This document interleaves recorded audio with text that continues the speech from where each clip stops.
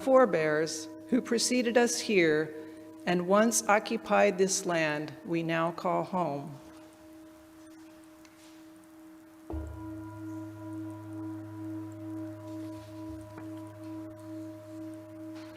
The second calls us into relation with ourselves and one another, that we learn to grow in wisdom and compassion and share it generously.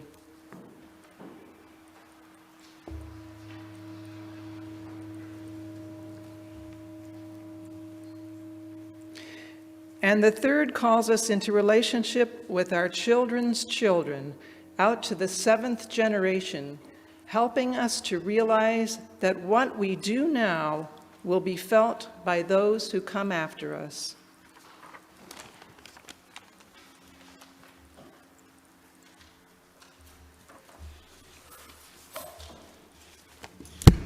Good morning. Good morning, Paul. Good morning. I'm Paul Davis. I will be worship associate this morning, and our worship leader will be Sharon Davis. We obtained that surname independently. Our topic this morning is the struggle for a true understanding of history, and in particular, of peoples who lived where we do before us. I grew up in Indiana, named for the Native Americans, who were erroneously identified with the people of India by a European explorer, more certain of his theories than of what he saw before him. What we learned about Native Americans in school was that there were the mound builders. No one knew much about them. Next, the local hero William Henry Harrison defeated the hordes of Tecumseh and the Prophet at the Battle of Tippecanoe. After that, white settlers came in, cleared forests, established farms, and enthusiastically supported Tippecanoe and Tyler too for president and vice president. I have always been curious, especially when I see gross gaps in the story I'm told. Curiosity led Newty and me to join the Sacramento Archaeological Society a few years ago, and we have been rewarded with lectures and tours filling many of the gaps. I have seen the fine architectural work at Chaco Canyon.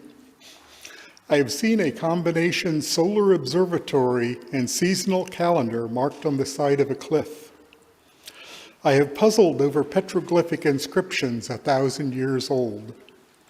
I have learned that about half the crops we farmed were bred and cultivated for thousands of years before European explorers took them home and portrayed them as marvels of nature. I've even heard a lecture by one of our members detailing what we know about the mound builders, their continent-wide trade system, and their cities, including Cahokia, which might at one time have been larger than any in Europe. After retirement from my career at NASA, I joined the Northern California Historical Astronomy Luncheon and Discussion Association, pronounced enchilada. For them, I developed an account of the history of people learning about the size of the universe. Delving into the concept of size, I found that our place number system with 0 did not originate with the Arabs, as I learned in school, but in India nearly 2,000 years ago. Then I learned that such a number system originated in Central America a couple centuries earlier still. We know that the Maya, whose trade and culture reached as far as present Arizona and New Mexico, developed an extensive and precise astronomy. But unfortunately, barbarians from Spain destroyed most of their books. Yes, real books, using a form of paper made from the underbark of fig trees. And by the way, I have read that Benjamin Franklin at the Constitutional Convention put forth the structure of the Iroquois Confederation as an example. I am amazed, and I am eager to learn more. Today we share a small portion of what is now understood about the people who preceded us here. Please join with us now in worshiping together.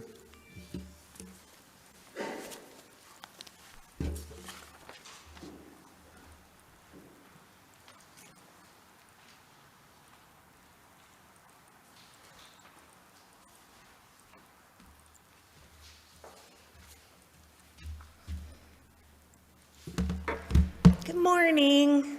Welcome, everyone. My name's Suzette Takei. I'm a member of the board. We are so glad that you joined us in person and on Zoom this morning. Unitarian Universalism is a radically inclusive, non-doctrinal, non-dogmatic, open-minded, and open-hearted faith. We are people who are coming at truth from all different paths.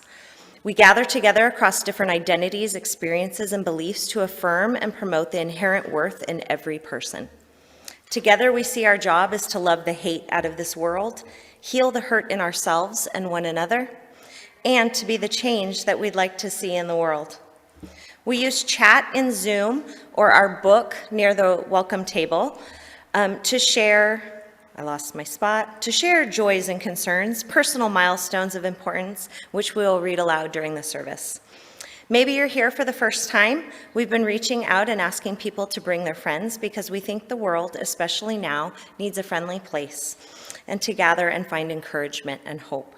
We have social hour after the service where we get to visit with one another in breakout rooms or on our patio. We also put our welcome email, I lost my spot again. Sorry, it's been a while.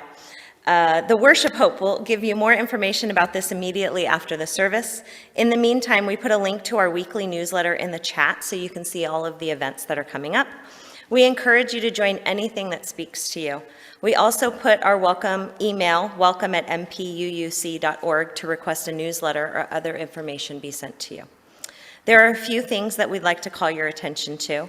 In-person attendees should be masked inside and outside of Cole Hall during the service because it is becoming apparent that vaccinated people can still spread the disease to others.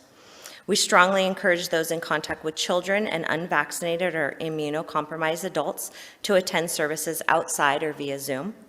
We allow worship leaders, associates, and other service participants to be unmasked while speaking if they voluntarily disclose they are vaccinated and are 10 feet from others who are not fully vaccinated. Today is your last day to complete the COVID-19 survey that was emailed out to you. So I think Deanna Alm hopefully is online, and she's going to be putting that link in the Zoom. And for those of you here in person, if you haven't done it, please look in your email at the Week on the Peak from last week, and you'll see the link to complete the survey. Also, I'd like to talk to you a little bit about the boutique and the auction. We're going to hold 2 different events this year instead of one joined event. And so our boutique will be November 5th, and our auction will be in February.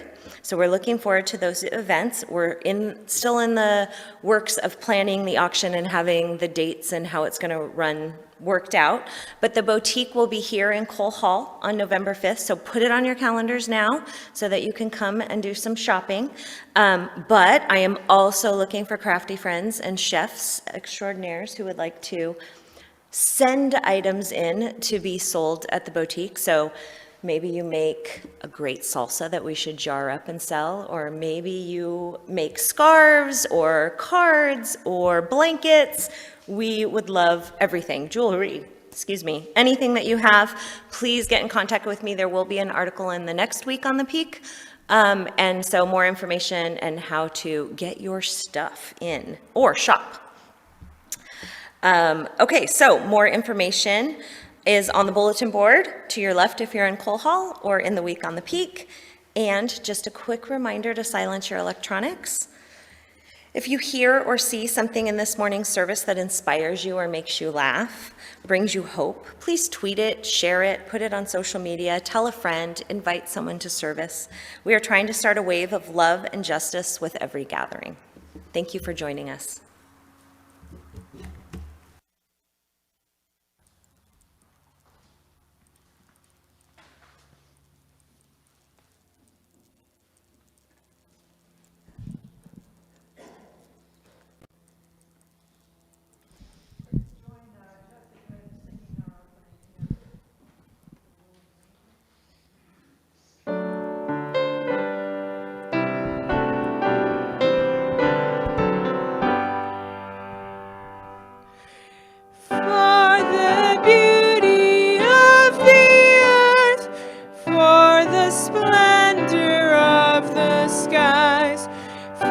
the love from which our birth over and around us lies. Source of all to thee we raise this our hymn of grateful praise. For the joy of ear and eye, for the heart and mind's delight, for the mystic harmony, linking sense to sound and sight. Source of all to thee we raise this our hymn of grateful praise. For the wonder of each hour of the day and of the night, hill and vale and tree and flower, sun and moon and stars of light. Source of all to thee we raise this our hymn of grateful praise. For the joy of human care, sister, brother, parent, child, for the kinship we all share, for all gentle thoughts and mild. Source of all to thee we raise this our hymn of grateful praise.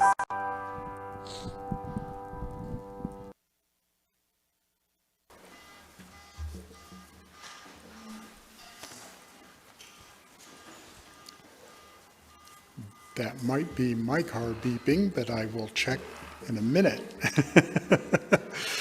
Please join with me in reciting these words, which call us together as a community and with Unitarian Universalists all across the globe.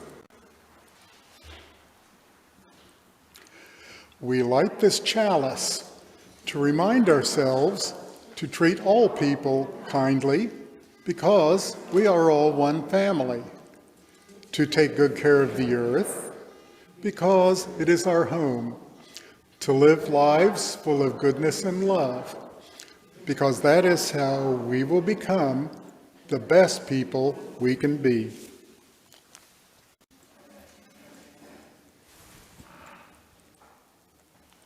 Okay. We forgot to put a candle in there, so this is our chalice, well lit.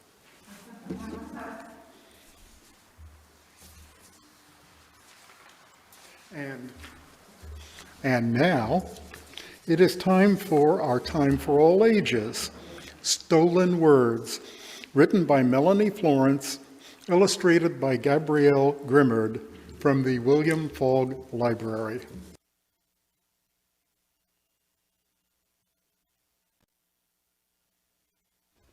Stolen Words, written by Melanie Florence, illustrated by Gabrielle Grimmard.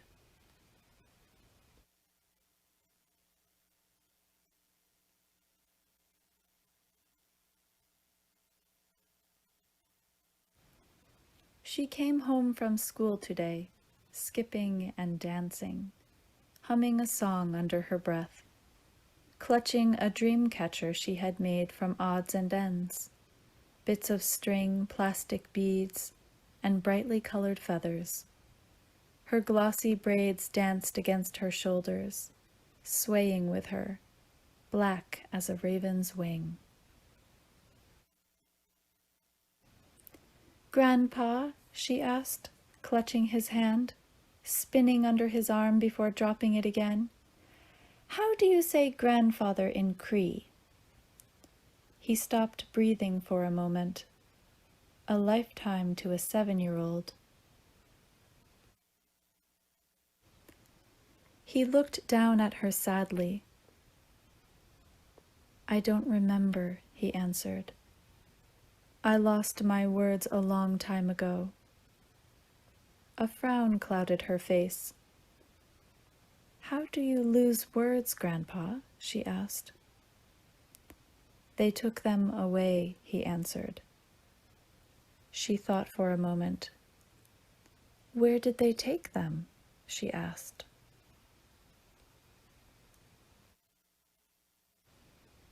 Where they took all of us, he said. Away from home, away from laughter and soft words, away from our mothers who cried for us. She reached for his gnarled hand. Who took you away, Grandpa? She asked quietly. Men and women dressed in black, talking to us with words we did not know, he answered. They reached home and sat on the stairs together. Where did they take you, Grandpa? She asked. Away to a school that was cold and lonely, where angry white faces raised their voices and their hands when we used our words, he answered. They took our words and locked them away, punished us until we forgot them, until we sounded like them. Harsh, sharp words, so different from the sound of our beautiful ones. She touched his weathered face, tried to wipe the sadness away with her soft hands.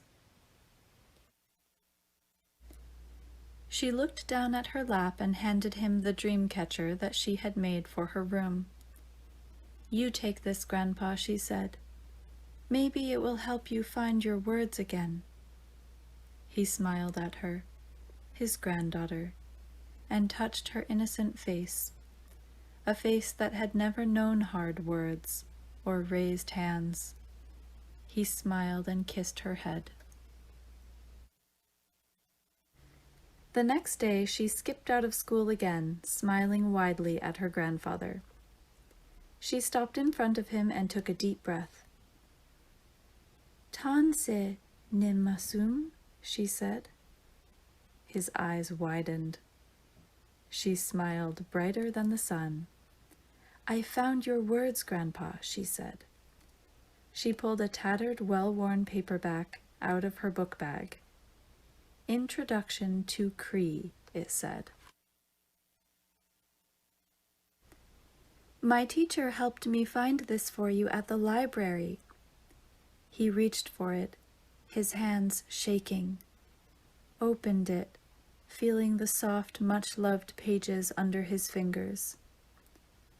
Nusissum, he whispered. Granddaughter. The word felt familiar in his mouth. It felt like his home, his mother. He turned the pages of the book carefully. Masinaigan, book. He turned another, word after word. Pikisquewin, language. His words, pages and pages of them. He looked at his granddaughter, his nusissum. Thank you. Teenki, he said. Will you read to me? She asked, taking his hand in hers and leading him home. Will you teach me your words? His heart danced as he nodded, holding the book against his chest. From 1831 to 1996, the Government of Canada took First Nations children away from their families and sent them to residential schools. The government and the white men and women who taught at these schools were prejudiced. They believed that white people were better than First Nations or Indigenous people. The children were forbidden to speak their own language and were forced to speak only English. Because of this cruel practice, many, many children suffered. Many, many families were torn apart, and much of the rich, beautiful indigenous culture was lost. A culture full of wisdom we all desperately need.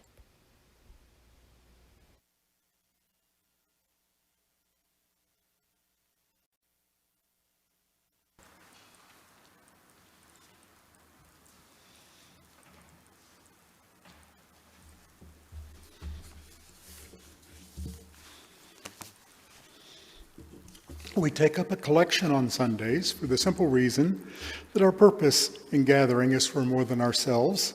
We want to make sure that the ministries that we need, ones that infuse worth and dignity into our children, our youth, our programs of learning and leadership, and our ministries of anti-oppression and our work in the larger world are in place to meet the needs of others. To donate to Mission Peak UU congregation, you don't have to listen to me recite all the options.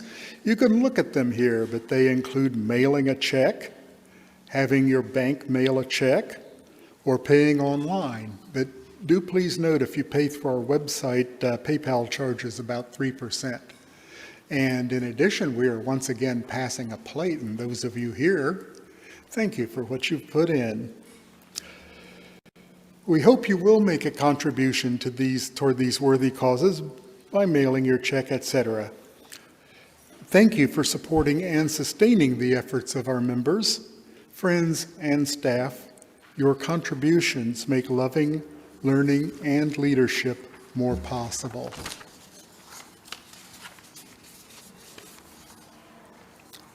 One of the things that allows us to find hope and meaning, especially in the hard times, is the love and support we show one another.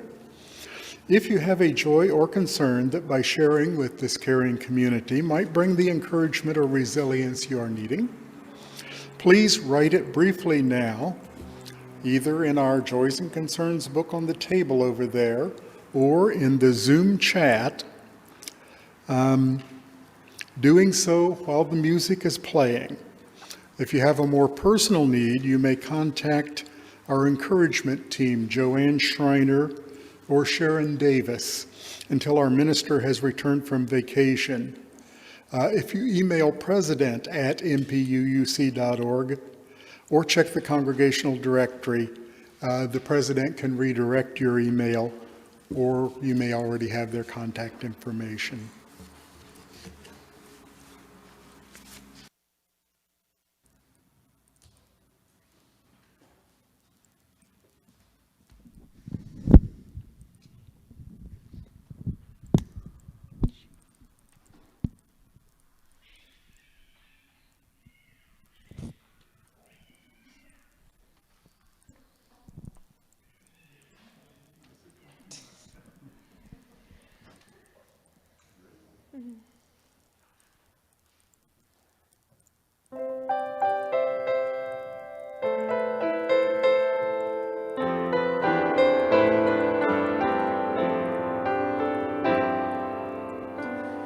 You think you own whatever land you land on.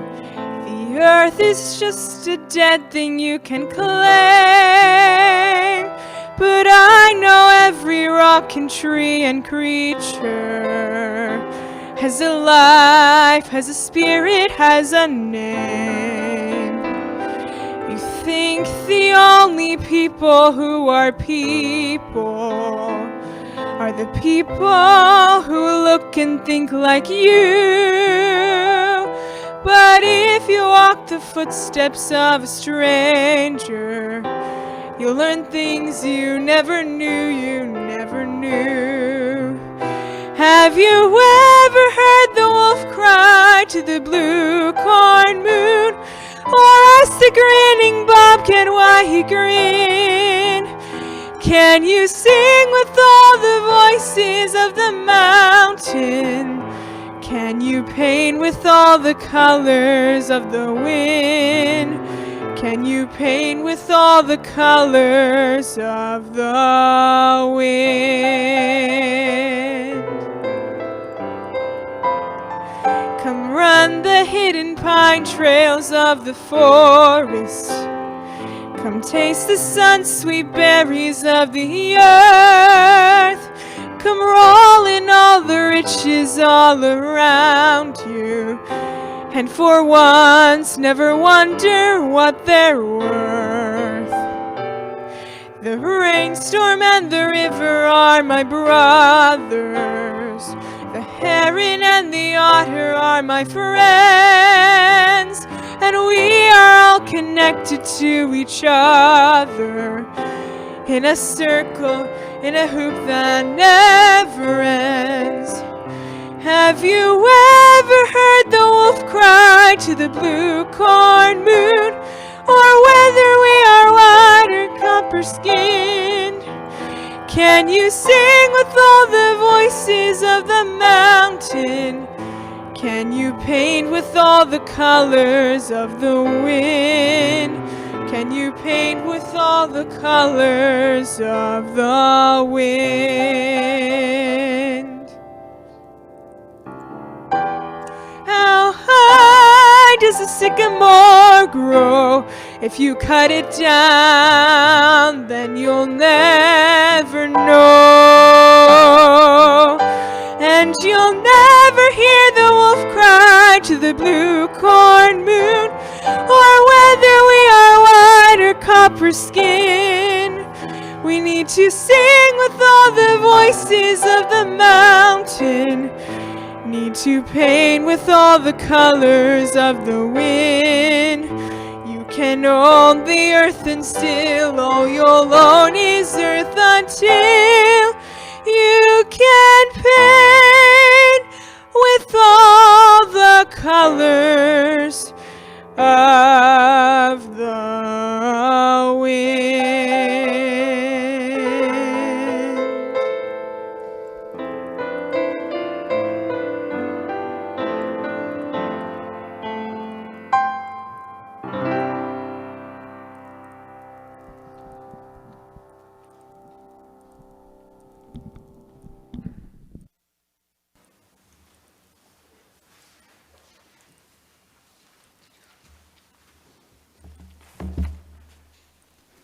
That was wonderful. Thank you. So from our book of joys and concerns here at Cole Hall. Finally, Danette is sending love to all those who've shared concerns and need our love, and I would certainly second that, as I believe we all would for Danette. Finally, one last stone for the hopes and hurts still too tender to escape our heart.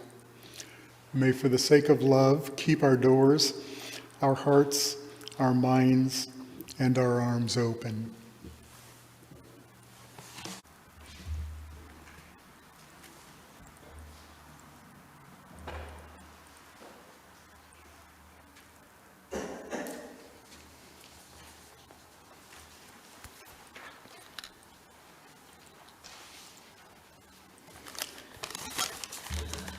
Right, the reading is from the book, The Dawn of Everything, by David Graeber and David Wengrow.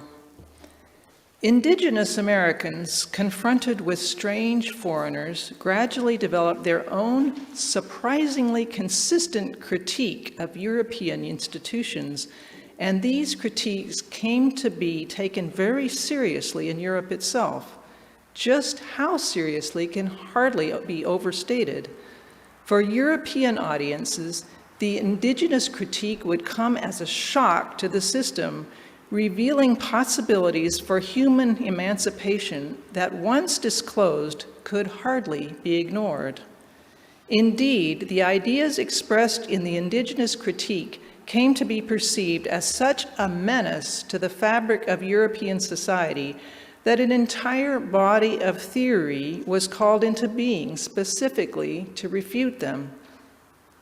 Our standard historical meta-narrative about the ambivalent progress of human civilization, where freedoms are lost as societies progress to grow bigger and more complex, was invented largely for the purpose of neutralizing the threat of indigenous critique.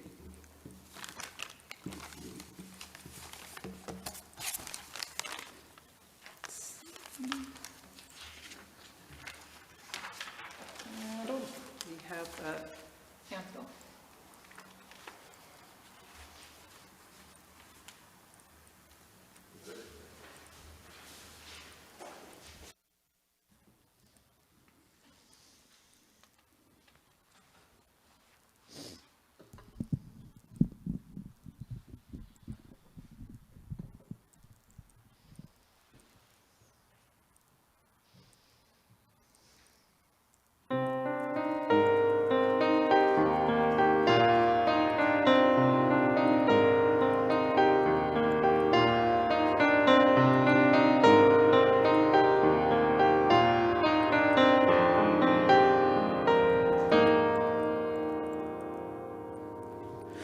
Here I am, this is me.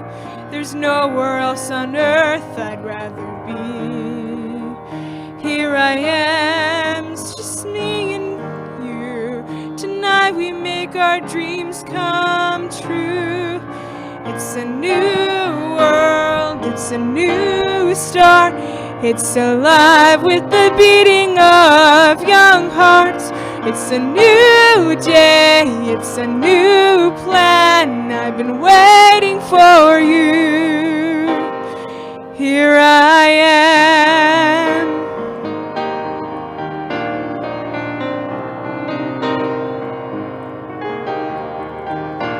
Here I am.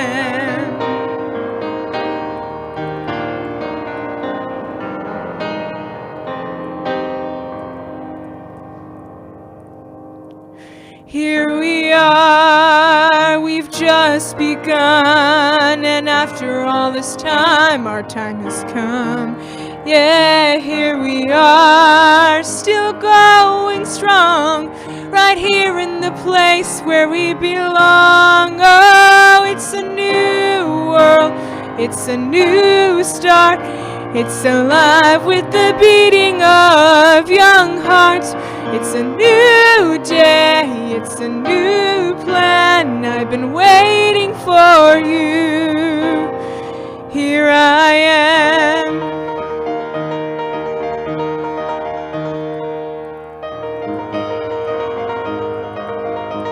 Here I am.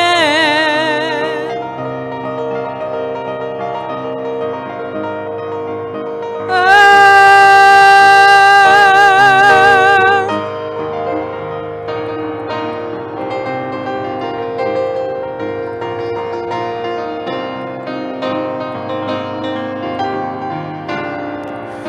Waiting for you. Here I am, this is me. There's nowhere else on earth I'd rather be. Oh, here I am, it's just me and you. Tonight we make our dreams come true. Oh, it's a new world, it's a new start. It's alive with the beating of young hearts. It's a new day, it's a new plan. I've been waiting for you. Here I am, here I am, here I am. I'm gonna stay here. There's nothing standing in our way. Here I am.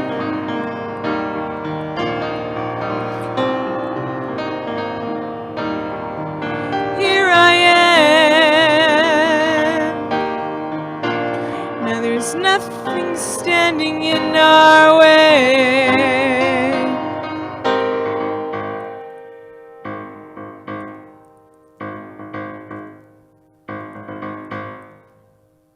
This is me.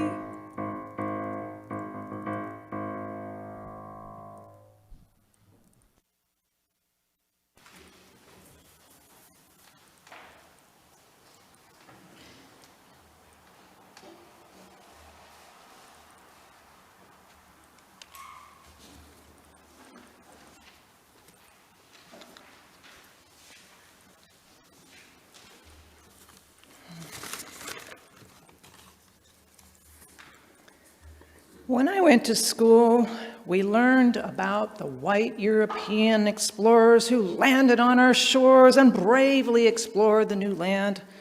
There were friendly Indians who helped them survive their first winter with a shared Thanksgiving. As the colonies of white Europeans grew, they expanded further west, bravely enduring the elements and building homes with trees they chopped down to clear the land for agriculture. Later groups of white Europeans put all their belongings into covered wagons and traveled at great peril to settle the West Coast. Growing up in Utah, we sang songs about Jim Bridger, a trapper and hunter who named Cache Valley by storing his furs there. Savage Indians ran around on horseback, killing people in their wagon trains and setting fire to wooden houses, but we didn't sing songs about them. The only Native Americans that I knew by name were Pocahontas and Geronimo. It didn't occur to me until much later in my life that history books and school curricula are traditionally Eurocentric and remove the role of women and people of color to focus on the achievements of white men. I recently read the book, The Dawn of Everything, A New History of Humanity by David Graeber and David Wengrow. This team of an archaeologist and anthropologist wrote a monumental book about new discoveries that overturn theories about the progress of civilization. I strongly recommend this book. I learned an astonishing amount about the history of civilization, including Native Americans. And I use the term Native Americans. Some people say indigenous peoples or first peoples, but so I hope you aren't offended by that. 3 things that I learned stood out for me. First, Native American thinking strongly influenced the Age of Enlightenment in Europe. Second, civilization did not progress from hunter-gatherer to agricultural and then to hierarchical states. And third, some Native Americans were well aware of money and hierarchical city-states, but purposefully chose not to live that way. Let's look at my first point, that Native American thinking influenced the Age of Enlightenment in Europe. In my tunnel vision view of the world, I had thought that of course Europeans were much more advanced than Native Americans. I had envisioned Native Americans as noble savages who had not evolved beyond the stage of hunting and gathering. And by the way, the government of the United States also put Native Americans in schools. This book was about Canada, but it happened here too. There are written records from travelers and missionaries that reveal Native Americans with exceptionally sophisticated reasoning abilities and understanding of human society with more freedoms than the Europeans experienced. European civilization before the Age of Enlightenment was very hierarchical, with serfs having few rights, working for landowners. Society was ruled by a hereditary patriarchy, and women were considered property. Laws existed to punish and prevent people from escaping from their role in life. The North American Plains Indians provided a powerful counter-model to this lifestyle and its associated profit-motivated behavior. When the European people arrived in the Americas, they were seen as slaves and barbarians by the native people. The thoughts of the Wendat leader Kondiaronk in the 17th century were depicted in the published works by the Baron Lahontan, who spent a decade in the colonies of New France. Kondiaronk argued that the European obsession with money was chaining them to servitude, and that reason and freedom were important values. Europeans did not experience true freedom as it was available to the Native Americans, which included the freedom to move away or relocate from one's surroundings, the freedom to ignore or disobey commands issued by others, and the freedom to entirely shape new social realities or shift back and forth between different ones. This critique was a new way of thinking for the Europeans and informed the Age of Enlightenment. It was the indigenous voices and not the European ones that argue for our now familiar values like reason and freedom. That Native Americans were sophisticated thinkers and persuasive talkers should not come as a huge surprise. Many of the Native Americans make decisions through consensus. And if you've ever tried to get a group of people together to all agree to do the same thing, you know that you have to be very persuasive. So let's move on to my second point, that civilization did not progress only from hunter-gatherer to agriculture and then to hierarchical states. The myth that advanced societies only existed in hierarchical states came from European political philosophers such as Rousseau, who claimed that people began in a state of innocence not too different from the Garden of Eden. And the myth goes on that they were able to find what they needed to survive through hunting and gathering, and as they became more sophisticated and more numerous, they began to form groups. They started purposefully raising plants and animals for food. Rousseau said that agriculture required people to be organized and have leadership positions. As people became more knowledgeable, they required complex societies with a resulting hierarchical bureaucracy to develop public works such as the Roman Colosseum and the Egyptian pyramids. According to Rousseau, the state of nature was a primitive condition without law or morality, which humans left for the benefits and necessity of cooperation. As society developed, the division of labor and private property required humans to adopt new institutions of law. In the degenerate phase of society, man is prone to be in frequent competition with his fellow man while also becoming increasingly dependent on them. This double pressure threatens both his survival and his freedom. Native Americans were often considered savages by the Europeans because they typically did not live in large cities. However, the archaeological records show that Native Americans had developed large-scale public works, including ceremonial grounds that extended over several acres and were built up over decades, including complex burial grounds. Some major cities existed prior to the Europeans and were abandoned by the Native Americans. One example is the city of Cahokia on the Mississippi, an extensive city-state that covered 6 square miles and reached its height 1,000 years before European contact. The thinking currently is that the residents got tired of increasingly despotic rulers and simply decided to move away. Several Native American tribes had a history of seasons where they would hunt and gather when food was plentiful, and seasons when they would come together for ceremonies and farming. They knew how to live together in complex societies. They simply chose not to do so on an ongoing basis. Some tribes did have police forces, but frequently those were only employed during specific seasons when large groups of people came together. The ceremonial leader and police force did not have the authority that our current police and government have, and violators of rules could simply decide to leave rather than be punished.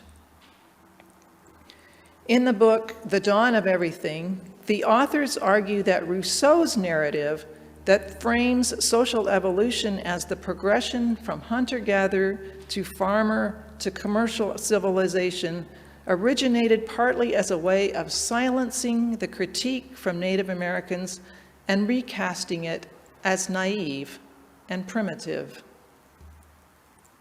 This brings me to my third point, that some Native Americans were well aware of money and hierarchical city-states, but purposefully chose not to live that way. We've already talked about the formation of large city-states in North America prior to the Europeans. Some large-scale societies did develop in the absence of ruling elites and top-down systems of management. Many tribes were led by women, and even in those with male authorities, the women often had a strong voice in decision-making. Recall that some of those cities were simply abandoned when the residents decided that the rulers got too authoritarian. You may wonder, how can we tell without written records what happened in some of those ancient cities? Anthropologists look for signs of inequalities of wealth is one way to determine if there was a ruler who required tribute. For example, if most citizens are buried in meager graves with little care and no special items, this signals that they were not of high status.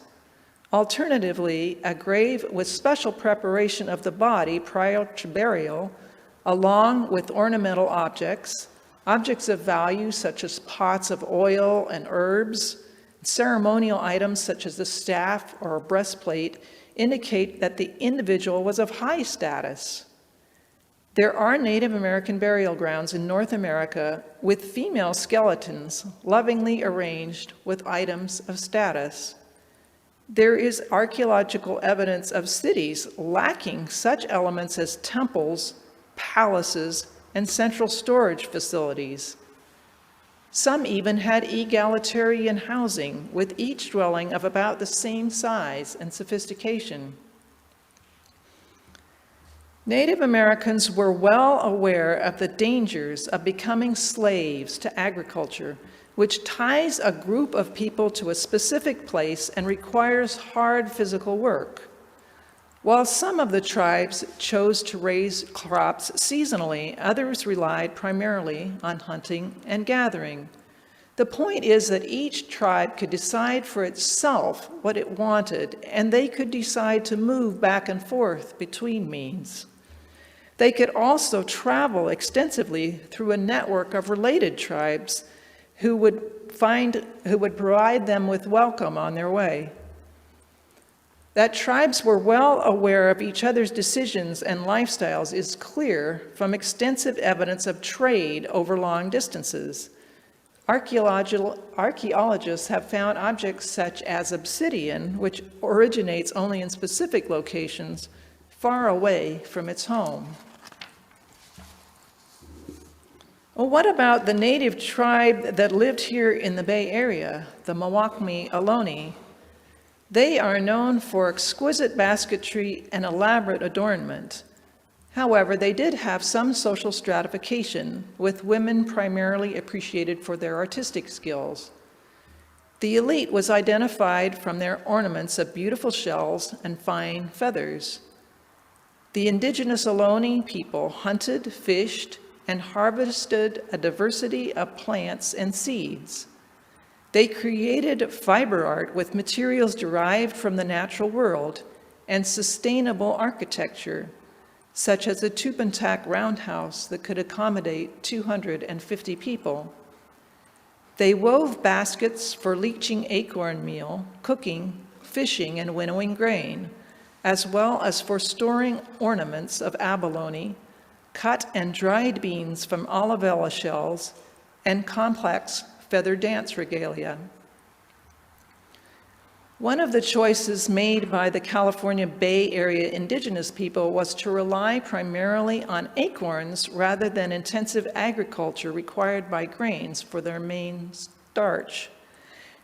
Acorns were readily available from oak trees, so the land did not have to be tilled, and intermittent rain was not a problem.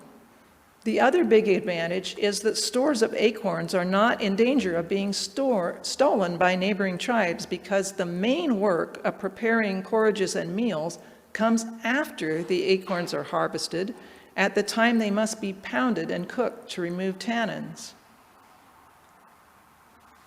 Kondiaronk spoke strongly against money, as we read in the centering thought for today's service.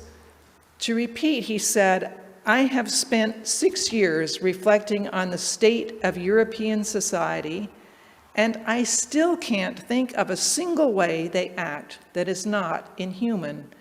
And I genuinely think this can only be the case as long as you stick to your distinctions between mine and thine.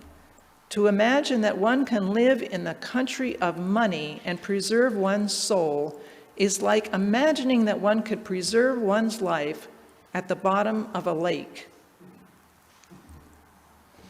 In some tribes, when a family became wealthier than the others, that family became the host of the next community gathering, providing food and presents for the rest of the tribe, thereby redistributing the wealth. Other tribes did not allow for inheritance of wealth. Let's loop back and think about what we learned about the Native Americans of North America.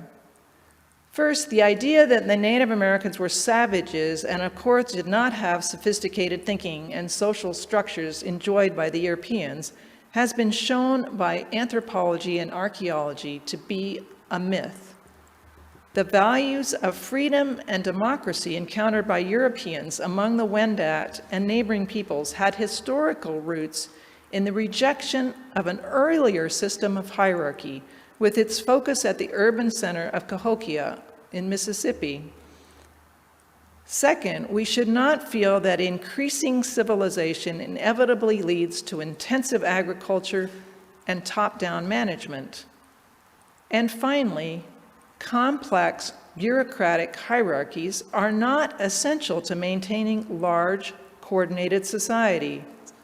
Options of more egalitarian social structures existed for well over 2,000 years. We do not need to feel trapped in our current social structure. It is not the inevitable result of the evolution of civilization. We can look to models of ancient civilizations that relied on consensus and cooperation.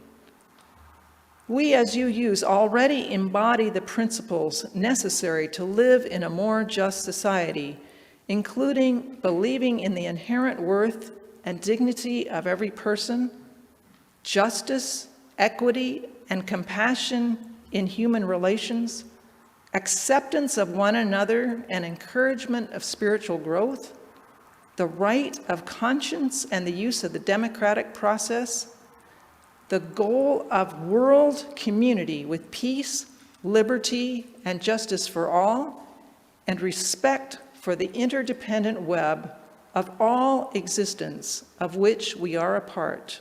Amen.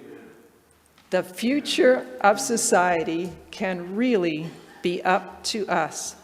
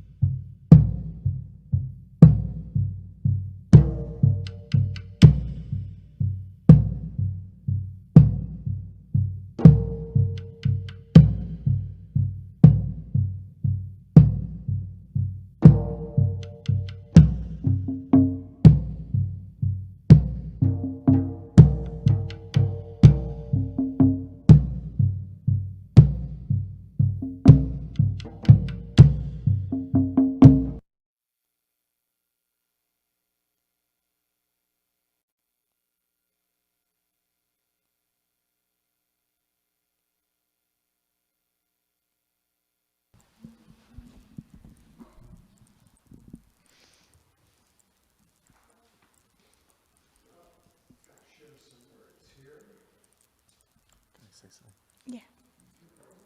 Do we have sound? Yeah, we have sound. We're going to do this 3 times. It's a little complicated. I think the immortal words of William Blake deserve being repeated. We'll do it 1 time first so you can hear it, and then we'll try to ask you to join in with us 2 more times.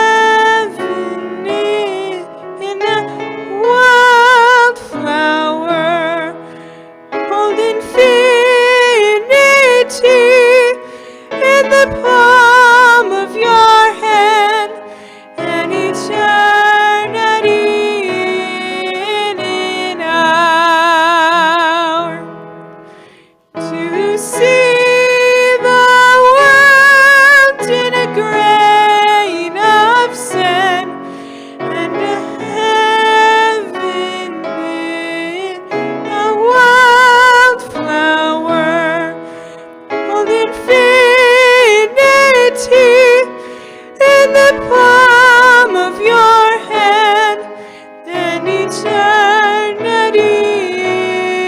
in an hour.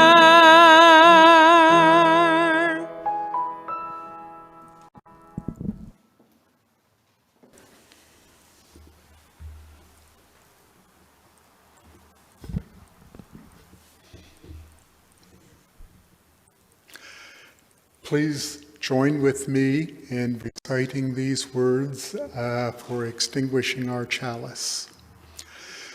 We extinguish this flame, but not the light of truth, the warmth of community, or the fire of commitment. These we carry in our hearts until we are together again.